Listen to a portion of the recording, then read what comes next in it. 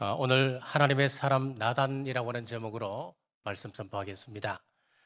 사무엘서에서 나단은 매우 비중 있는 인물로 등장합니다.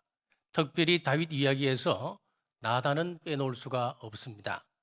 여러분은 나단을 어떻게 기억하고 계신지요? 사무엘하 12장에 목숨을 내어놓고 다윗을 책망하던 나단의 모습만을 기억하고 계신지요? 자, 오늘 말씀은 그 이전에 나단의 실패에서부터 시작합니다. 첫째, 실패의 경험이 있었습니다. 사무엘하 7장 2절에서 3절입니다. 왕이 선지자 나단에게 이르되 볼지어다 나는 벽향목궁에 살거늘 하나님의 궤는 휘장 가운데 있도다. 나단이 왕께 아뢰되 여호와께서 왕과 함께 계시니 마음에 있는 모든 것을 행하소서 하니라. 나는 이렇게 좋은 집에 살고 있는데 여호와의 궤는 장막에 있다. 너무너무 죄송하다. 얼마나 기특한 생각입니까? 그러니 나단 선지자가 좋습니다. 그렇게 하시지요. 하나님께서 그렇게 하시는 것 기뻐하십니다. 자, 나단의 이 답변이 옳은 답변이었을까요? 아닙니다. 틀렸습니다. 사무엘하 7장 4절입니다. 그 밤에 여호와의 말씀이 나단에게 임하여 이르시되, 자, 그러면서 16절까지 하나님의 말씀이 나옵니다. 4절에서 16절까지 하나님의 말씀을 한마디로 요약하면은 다윗은 성전을 짓지 못한다는 것입니다. 자, 그런데 나단 선지자는 잘못 말했습니다. 왜 잘못 말했을까요? 나단은 하나님의 선지자로서 본연의 의무를 망각했기 때문에 그렇습니다. 제가 누누이 말씀을 드렸습니다. 누가 선지자입니까? 선지자는 하나님의 말씀을 받아서 그대로 전하는 사람, 그대로 전달하는 사람이 하나님의 선지자다라고 말씀을 드렸습니다. 자, 그런데 나단은 하나님으로부터 말씀을 받은 것이 아니었습니다. 자기의 경험과 자신의 상식에 비추어서 답을 해 주었습니다. 상식적이고 지당한 생각이기 때문에 합리적인 답이라고 생각했습니다. 그런데 이것은 선지자로서 완전히 실패였습니다. 그날 밤 하나님이 나타나신 것입니다. 하나님을 만난 나단은 완전히 다른 사람이 되었습니다. 자신의 잘못을 깨닫고 자신의 생각을 수정하여 하나님의 뜻을 전하는 하나님의 선지자로 거듭났습니다. 자, 사람은 누구나 실수와 실패를 합니다. 시행착오를 합니다. 실패한 것이 부끄러운 것이 아니고 실패한 이후에 바꿔지지 아니하는 것, 그것이 부끄러운 것입니다. 인생에서 지우고 싶은 것들이 왜 없겠습니까? 지금 과거를 한번 되새겨보면 얼굴이 떳떳해지는 부끄러운 실수가 내 인생 가운데 얼마든지 있을 수가 있습니다. 문제는 그 실패를 해놓고 배우지 못한 것이 더 문제다라는 이야기입니다. 나단은 실패를 통하여 거듭났습니다. 나단이 언제 하나님의 말씀을 받았는지 한번 보십시오. 4절 말씀을 다시 읽겠습니다. 그 밤에 여호와의 말씀이 나단에게 임하여 이르시되, 나단이 낮에 사람들과 함께 있을 때 하나님을 만난 것이 아니었습니다. 밤에 홀로 있을 때 하나님께서 그에게 찾아오셨고 말씀을 주셨습니다. 우리가 언제 하나님으로부터 말씀을 받습니까? 수많은 인파 속에서 바쁘고 분전 일상을 보낼 때입니까? 고요히 하나님과 독대하는 그 시간, 하나님께서 우리에게 찾아오셨지 않습니까? 저는 이런 시간 잠을 자게 되면 꼭 새벽 2시나 3시 되면 잠이 깨집니다. 그럼 새벽 2시나 새벽 3시쯤에 설교를 준비할 때가 있는데, 또 지난 목요일에는 한 12시 30분쯤 일어나서 설교를 준비를 했습니다. 그런데 저만이 느끼는 그런 신비한 경험들이 있습니다. 그 시간은 생각지도 못한 인사이트, 통찰력을 그 시간에 얻습니다. 새벽 기도 시간도 마찬가지입니다. 고요하게 하나님 앞에 묵상하고 있노라면 어떤 때는 3대절을 주실 때가 있습니다. 자, 그때 생각나는 대로 메모지에 적으면은 깜깜한 밤에, 깜깜한 그 시간에 말씀을 옮기다 보면 이게 뭐 방선지 아니면 낙선지 도무지 알아볼 수가 없습니다. 저만이 알아볼 수가 있습니다. 그래서 집으로 돌아가면 수저에 가서 까먹기 전에 빨리 그것을 옮겨 놓습니다. 고요한 저만의 시간이 있습니다. 나단 선지자가 하나님으로부터 말씀을 받은 것은 고요한 밤이었습니다. 홀로 있는 시간이었습니다. 그렇습니다. 이 시간이 없으면 나단은 3절에서 끝나는 것입니다. 3절의 말씀 제가 다시 한번 읽겠습니다. 나단이 왕께 아뢰되 여호와께서 왕과 함께 계시니 마음에 있는 모든 것을 행하소서 하니라. 나단이 자기 생각대로 말했다는 거예요. 그런데 홀로 하나님과 독대하는 시간을 가진 후 17절입니다. 나단이 이 모든 말씀들과 이 모든 계시대로 다윗에게 말하니라. 더 이상 나단은 자신의 생각대로 말하지 않았습니다. 상식을 말하지 않았습니다. 하나님의 계시를 받아서 하나님의 뜻을 전하는 하나님의 선지자가 되었던 것입니다. 여러분은 몇 절에 가깝습니까? 3절에 나오는 나단에 가깝습니까? 아니면 17절에 나오는 나단에 가깝습니까? 하나님과 독대하는 시간이 없다면 3절로 끝나는 것입니다. 너무 바쁩니다. 주위에 너무 사람들이 많습니다. 하나님과 독대할 시간적 여유를 가질 수가 없습니다. 하나님과 독대할 시간이 없으면 내 상식, 내 경험을 의지할 수밖에 없습니다. 사랑하는 여러분, 실수와 실패를 줄이는 방법은 하나님과의 만남의 시간을 늘려가는 것입니다. 그리할 때 실패를 딛고 우리는 다시 일어설 수 있을 줄 믿으시길 주님 이름으로 축복합니다. 둘째, 하나님에 의해 움직이는 사람이 되었습니다. 사무엘하 12장 1절입니다. 여호와께서 나단을 다윗에게 보내시니 그가 다윗에게 가서 그에게 이르되, 나단이 시행착오를 겪고 난 이후에 비로소 하나님께 쓰임 받았습니다. 여호와께서 나단을 다윗에게 보내시니, 이 말씀에서 우리가 특별히 주의해야 할 단어가 하나 있습니다. 그것은 동사인 보내다라고 하는 단어입니다. 오늘 우리가 사무엘하 12장을 말씀을 나누고 있는데 12장 앞에 그 사무엘하 11장에 보시면은 다윗의 범죄한 이야기가 나오고 있습니다. 여기도 보면 보내다라고 하는 동사가 반복적으로 등장하고 있습니다. 3절입니다. 다윗이 사람을 보내 그 여인을 알아보게 하였더라. 다윗이 사람을 보내었습니다. 보냈다라고 하는 동사가 등장하고 있습니다. 그래서 밧세바가 어떤 사람인지 알아보게 했습니다. 4절입니다. 다윗이 전령을 보내어 그 여자를 자기에게로 데려오게 하고, 여기도 보내다라고 하는 동사가 등장합니다. 6절입니다. 다윗이 요압에게 기별하여 햇사람 우리아를 내게 보내라 하며 요압이 우리아를 다윗에게로 보내니 요압에게 사람을 보내었습니다. 보내다라고 하는 동사가 남았지요.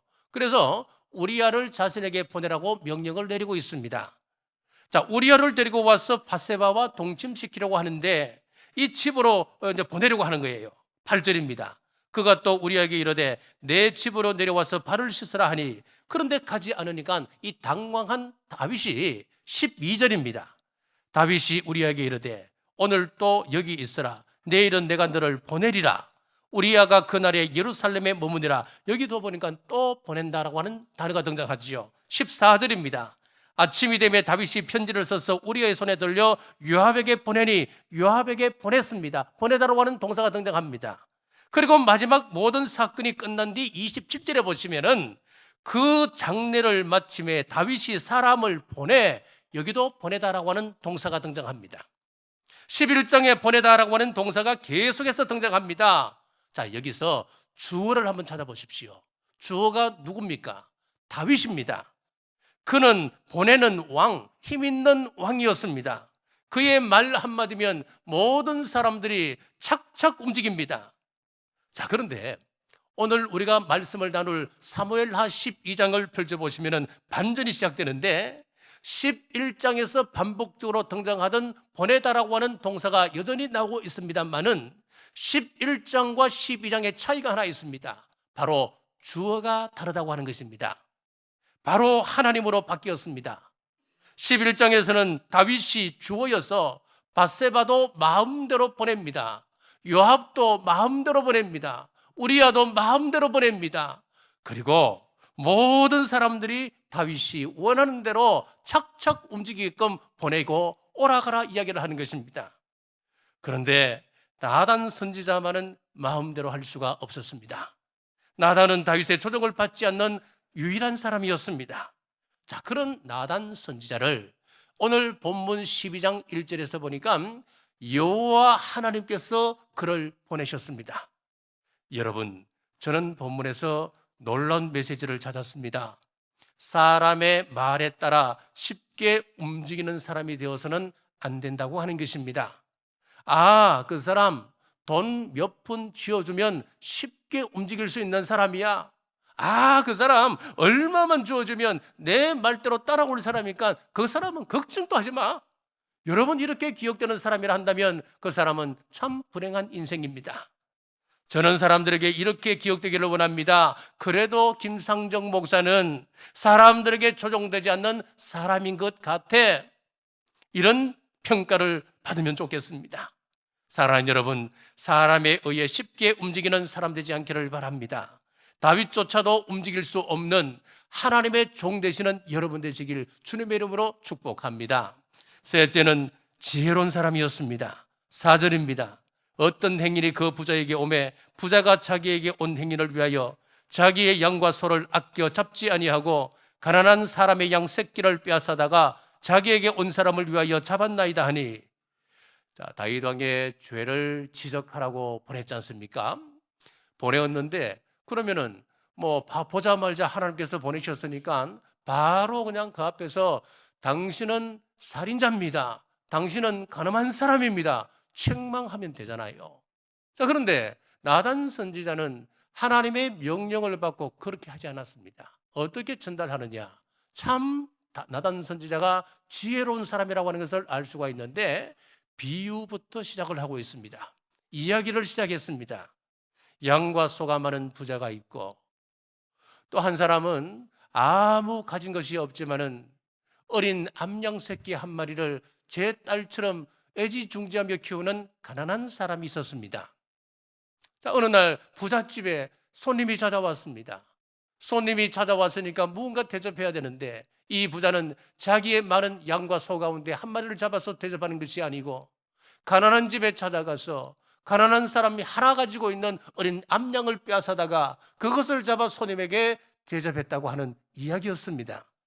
자, 그러면서 다윗이 스스로 그 사람은 나쁜 사람이야 라고 이야기할 때까지 기다리는 것입니다. 참 지혜롭습니다. 나단의 비유를 듣고 난 이후에 다윗의 반응을 한번 보십시오. 5절에서 6절입니다. 다윗이 그 사람으로 말미암아 노하여 나단에게 이르되 여호와의 살아계심을 두고 맹세하노니 이 일을 행한 그 사람은 마땅히 죽을 자라. 그가 불쌍히 여기지 아니하고 이런 일을 행하였으니 그 양 새끼를 4배나 갚아주어야 하리라 한지라. 다윗이 나단의 이야기를 듣고 어떤 반응을 보였습니까? 매우 정의롭습니다. 악을 행한 부자로 인하여 분노합니다. 양새끼 한 마리를 키우는 그 약자를 향한 동정심도 가지고 있습니다. 무엇보다도 율법에 대한 정확한 지식을 그는 가지고 있었습니다. 뭐라고 이야기합니까? 양새끼를 4배나 갚아야 한다라고 말했습니다. 출애굽기 22장 1절입니다. 사람이 소나 양을 도둑질하여 잡거나 팔면 그는 소 한 마리에 소 5마리로 갚고 양 한 마리에 양 4마리를 갚을지니라. 이것이 모세의 율법입니다. 자, 그러면 다윗이 지금 양 한 마리를 가지고 갔으니까 4마리로 갚아라 라고 하는 것은 정확하게 율법에 대한 지식을 가지고 있었다라고 하는 것을 말하고 있는 것입니다. 한 걸음 더 나아가서 다윗이 오버합니다. 그 일을 행한 사람은 마땅히 죽을 자라, 죽여야 한다는 겁니다. 자, 출애굽기 22장에 보면 양을 하나 훔쳐갔다, 아니면 그것을 잡아버렸다 그러면 4배나 갚으라 그랬지 그 사람을 잡아서 죽여라고 언제 그랬습니까? 그런데 정의감에 불타서 오버해서 지금 죽여야 된다고 이야기하고 있습니다. 이렇게 다윗은 남의 죄를 핏대를 세워가며 비판하고 있습니다. 어쩌면 우리는 다 마귀에게 속고 있는지도 모릅니다. 마귀는 나의 죄를 감춥니다. 나는 아무 문제가 없는 사람인 것처럼 포장하게끔 합니다. 그리고 다른 사람의 허물에 관하여서는 이야기하게 만듭니다. 무섭게 비난하게 합니다. 예수님의 비유에 나오는 들보를 눈에 가지고 있는 사람이 바로 다윗이었습니다. 다윗이 얼마나 끔찍한 죄를 저질렀습니까? 얼핏 보면 제6계명인 살인하지 말라, 제7계명인 간음하지 말라, 이 두 계명을 어긴 것처럼 보입니다. 그런데 다윗은 10계명 대부분을 어긴 사람이었습니다. 10계명 첫째가 무엇입니까? 나 외에 다른 신을 섬기지 말라이고, 두 번째는 우상을 섬기지 말라는 계명입니다. 지금 다윗이 정욕이라고 하는 우상에 사로잡혔습니다. 정욕 따라 움직입니다. 정욕이 자신의 신이요 자신의 우상이었습니다. 3계명은 여호와의 이름을 망령되이 일컫지 말라는 것이고, 4계명은 안식일을 기억하여 거룩히 지키라고 하는 계명입니다. 자, 하나님께서 나단 선지자를 다윗 왕에게 보냈을 때에 아이가 이미 있었습니다. 태어나 있었습니다. 자, 이 말은 다윗이 죄를 지은 후 적어도 10개월 지난 이후에 다윗을 찾아갔다, 그 말입니다. 약 한 1년의 세월이 지난 이후에 다윗을 찾아갔던 것입니다. 약 1년이라고 하는 기간 동안 다윗이 회개했습니까? 회개하지 않았습니다. 회개하지 않은 상태에서 여호와의 이름을 불렀을 것입니다. 망령되이 일컬었던 겁니다. 망령되이 여호와의 이름을 부르며 매주 안식일을 지켰을 것입니다. 그는 3계명과 4계명을 어겼습니다. 8계명은 도둑질하지 말라입니다. 남의 아내를 도둑질했습니다. 9계명은 내 이웃에 대하여 거짓 증거하지 말라입니다. 다윗이 이런 흉악한 죄를 저지르고 난 다음에 그가 이 죄를 덮기 위하여 얼마나 많은 거짓말을 했습니까? 9계명을 어겼습니다. 10계명은 내 이웃의 집을 탐내지 말라입니다. 남의 아내를 탐했습니다. 다윗은 10계명을 어긴 끔찍한 죄인입니다. 자기 눈에 덜보가 있는 사람임에도 남의 눈에 티끌을 보고 대노했던 사람이었습니다. 그때 나단이 그를 멈춰 세웁니다. 7절 상반절입니다. 나단이 다윗에게 이르되 당신이 그 사람이라. 누군가의 죄에 대하여 우리는 핏대를 올리며 말합니다. 누가 타락했고 우리 교회가 타락했고 우리 교계가 타락했다라고 말합니다. 그때 우리 주님께서 말합니다. 바로 네가 더 타락했다. 네가 바로 그 사람이야. 그렇습니다. 오늘 다윗 같은 사람이 저와 여러분입니다. 나의 죄 문제가 심각함에도 불구하고 남의 작은 그 죄의 핏대를 세웁니다. 내 속에도 다윗처럼 탐욕과 음욕이 있습니다. 욕심이 있습니다. 거짓이 있습니다. 시기와 질투가 여전히 있습니다. 우리는 그것을 감춥니다. 사랑하는 여러분, 다른 사람의 죄를 비난할 것이 아니라 내 죄 문제가 훨씬 크지. 다른 사람은 나를 보고 당신은 이중적이야 말을 합니다마는 내가 나 자신을 보면 이중적이 아닙니다. 삼중적, 사중적일 수 있습니다. 하나님께서 나의 죄를 보시면 뭐라고 말씀하실까? 나를 돌아보는 시간 되시기를 주님의 이름으로 축복합니다. 네 번째, 무슨 죄의 결과를 전했습니다. 13절에서 14절입니다. 다윗이 나단에게 이르되 내가 여호와께 죄를 범하였노라 하매 나단이 다윗에게 말하되 여호와께서도 당신의 죄를 사하셨나니 당신이 죽지 아니하려니와 이 일로 말미암아 여호와의 원수가 크게 비방할 거리를 얻게 하였으니. 자, 나단 선지자가 회개하는 다윗을 향하여 당신의 죄는 사함받았습니다. 죄 사함을 선포했습니다. 선포하고 난 이후에 아주 묘한 말씀을 이어하고 있습니다. 어떤 말씀이냐면은 당신의 죄는 사함받았지만은 하지만 이 일로 말미암아 여호와의 원수가 크게 비방할 거리를 얻게 하였습니다. 이 말을 했어요. 이 말이 무슨 의미입니까? 이 말이 무슨 뜻일까요? 잘 보십시오. 지금 죄를 범한 사람은 다윗이에요. 그러면 다윗의 원수가 그에게 찾아와서 그를 비난해야 마땅한 것 아니겠습니까? 그런데 누구 원수라 그랬습니까? 하나님 원수, 여호와의 원수다라고 말씀하고 있어요. 여호와의 원수에게 비방거리를 제공한다. 여호와의 원수가 누굽니까? 사탄입니다. 다윗이 죄를 지었기 때문에 당신의 대적들이 당신을 욕할 것이다 이야기하지 않았습니다. 여호와의 원수 사탄이 하나님을 비방한다 그렇게 말씀하고 있습니다. 사탄이 하나님께 하나님, 하나님께서 그렇게 자랑스럽게 생각하는 다윗을 보셨지요. 다윗이 어떤 흉악한 죄를 지었는지, 얼마나 사악한 죄를 짓는지 보셨지요. 그래도 여전히 다윗을 사랑한다고 말할 것입니까? 그래도 여전히 이 다윗을 나는 자랑스러워한다 그렇게 말할 것입니까? 그런단 말이에요.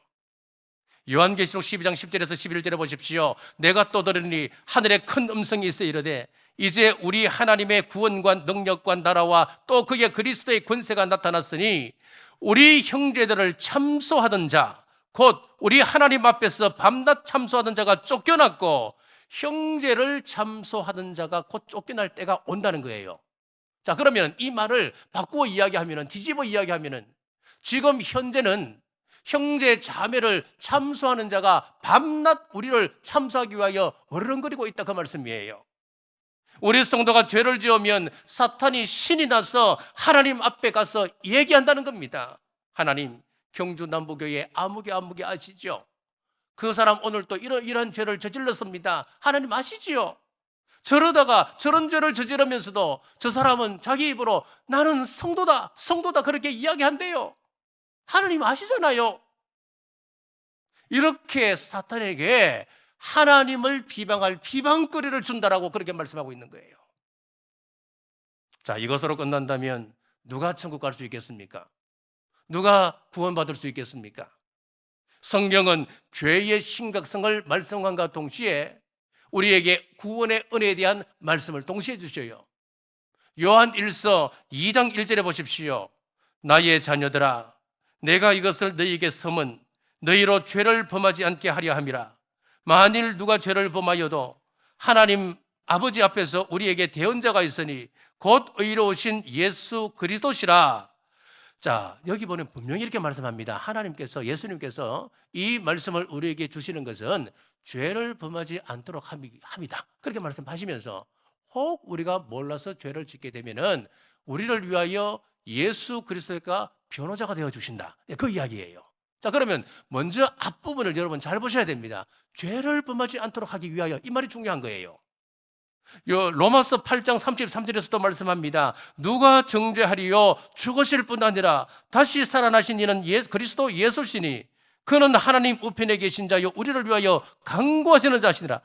우리가 죄를 지을 때마다 사탄이 하나님 보좌 앞에 찾아가서 밤낮으로 참소할 때에 우리를 위하여 변호해 주는 분이 계신데 그분이 바로 예수 그리스도시다, 그렇게 말씀하셔요. 사탄이 하나님께 참소할 때마다 우리 주님께서 맞습니다 하나님, 맞습니다 아버지, 그 사람이, 그 자녀가 죄를 저질렀습니다, 악한 죄를 저질렀습니다. 그런데 아버지, 제가 십자가에서 피 흘린 거 주님 기억해 주십시오. 그리고 그 피로 덮어 주십시오. 그렇게 변호하신단 말씀이에요.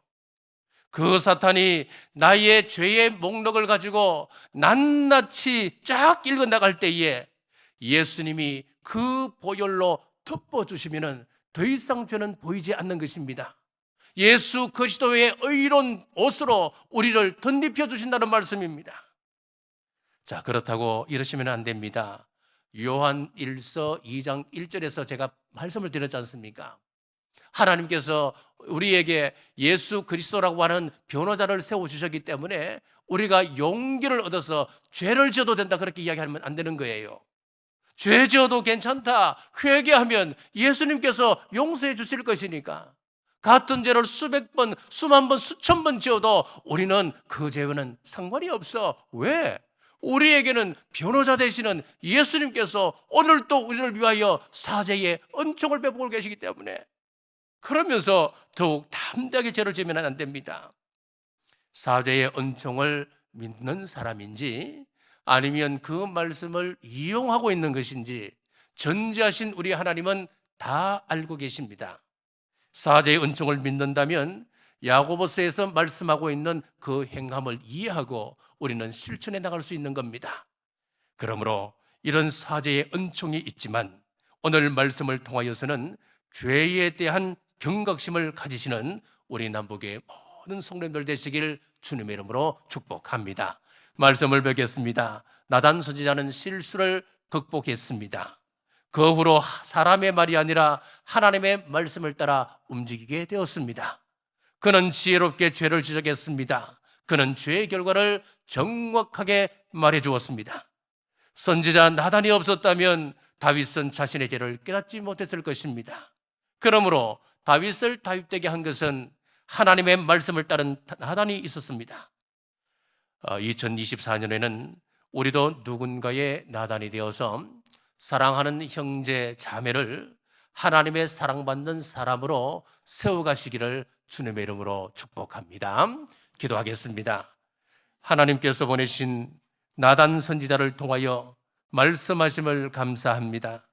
나단도 처음에는 자기 생각대로 상식과 경험대로 말하는 사람이었지만은 하나님이 그를 교정하셨습니다. 전능하신 하나님, 나단에게 일어났던 변화가 우리 삶에 일어나기를 원합니다. 지금까지 내 상식과 경험으로 판단했습니다. 하나님의 음성에 귀 기울이는 나단 같은 사람이 되어 하나님의 말씀에 민감한 저희들이 될 때 사람이 함부로 조정할 수 없는 사람이 되게 하옵소서.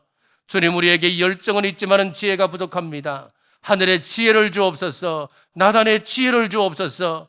죄 지은 결과가 얼마나 무서운가를 깨닫습니다.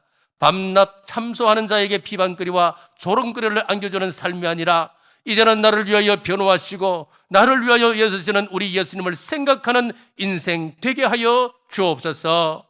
다시 오실 예수님 이름으로 간절히 기도드리옵나이다. 아멘.